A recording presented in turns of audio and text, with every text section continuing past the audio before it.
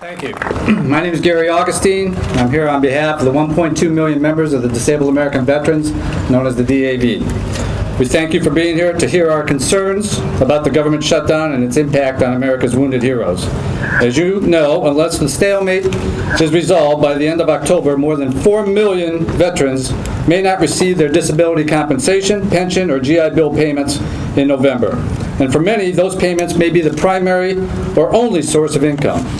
The shutdown is already directly affecting vets, as prior to the shutdown, the VA was adjudicating more than 100,000 claims per month and had reduced the backlog by 1/3.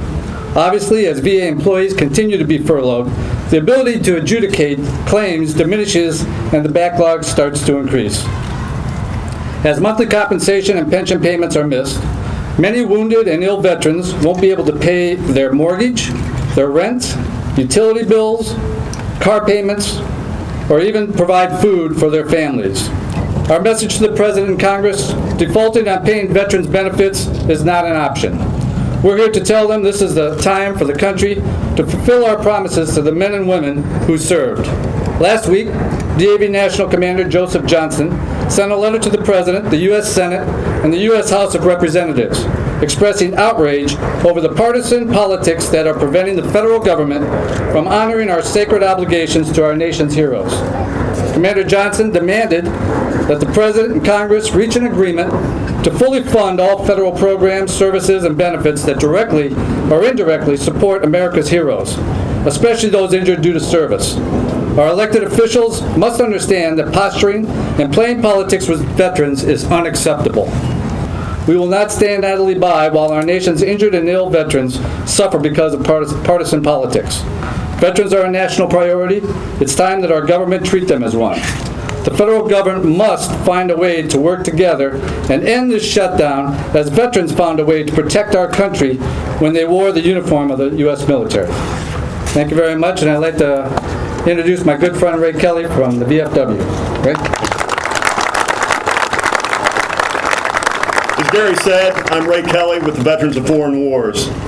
Along with my colleagues, we're here to represent all veterans, all service members, all survivors, all family members who don't have a voice on their own. That is why we have an organization to support them.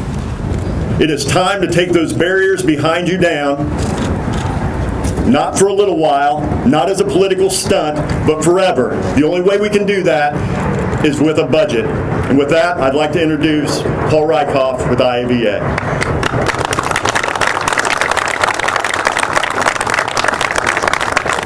Good morning. My name is Paul Rykoff. I'm the CEO and founder of Iraq and Afghanistan Veterans of America. IAVA is proud to be here today to stand alongside our brothers and sisters from the military coalition. This is an unprecedented showing of strength. Over 33 national veterans and military family support organizations are here today to send a message to America, to the President, and to Congress, and the shutdown. My grandfather served in the South Pacific for 3 years, and he never lived to see this memorial. But I think he'd be proud of what we're doing here today. This unity that exists among veterans of all generations and all backgrounds. And quite frankly, it's unity that we don't see on the Hill in Washington. We all stuck together when we were in combat. We put the mission first. We put our country first. Mr. President, Mr. Speaker, that's what you need to do now. Put the country first and end this shutdown. Thousands of our members across the country are in school right now, utilizing the GI Bill. They're doing the right thing. They served overseas, they came home, and now want to start a new life. And they don't know if they're going to get paid on November 1st to continue school. They don't know if their disability checks are coming in just a few days. That's ridiculous. That's shameful. That's outrageous. And it needs to stop. We've seen demand for our education support program increase by 500%. When the government shuts down, our veterans still need support. And they come to these groups for it. The overflow has to go somewhere, and it's coming to us. And we want to send that message loud and clear that now is the time.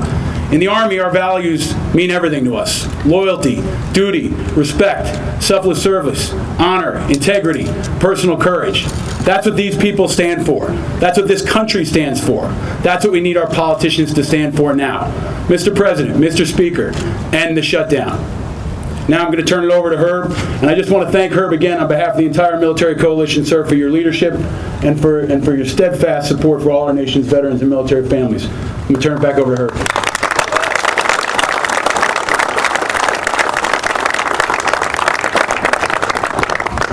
Ladies and gentlemen, the speakers you've heard today and the group behind me represent some 10 million people.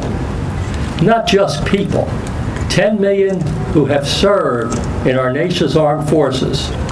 Keep that in mind, please. 10 million who have served and who now need your support and the support of the administration and Congress.